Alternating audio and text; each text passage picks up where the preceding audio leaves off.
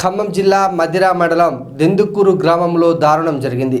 భూ తగాదాల విషయంలో anganwadi teacher అరుణపై petrol పోసి ఆమె మరిది కొడుకు నిప్పంటించాడు. గ్రామానికి చెందిన గుర్రం వెంకటరావు, రాంబాబు అన్నదమ్ములు. వీరి మధ్య కొంతకాలంగా భూ పంచాయతీ నడుస్తుంది. అయితే ఆ పొలంపై అరుణకు రుణమాఫీ అయింది.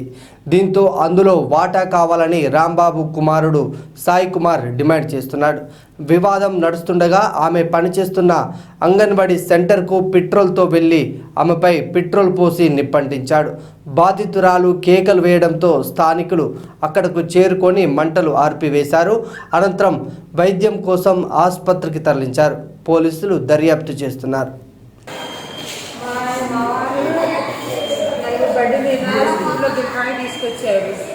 తీసుకొచ్చిన తర్వాత నన్ను దింపేసి వెంటనే బయటకు వెళ్ళాడు.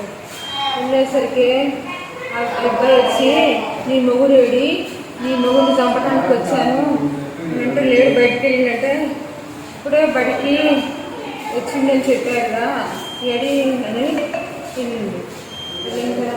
లేడు అమ్మాయి వెళ్ళిపోయాడు అలా దింపేసంటే ఇంత రోడ్డు పోయి ఇంత బాన్స్ లాగా ఉన్నాయి కవర్లో పెట్టుకొని వచ్చాడు. ఆ కవర్లు నా మీదకి ఆయన వెళ్ళిపోయాడు అనేసరికి ఆ కవర్లన్నీ నా మీదకి పోసింది గుర్రం సాయి కుమార్. నాకు మధ్య కొడుకు అవుతాడు. ఏందో పొలాల కాడ మీ ఆయన నా పొలాలకు జడగొట్టిండు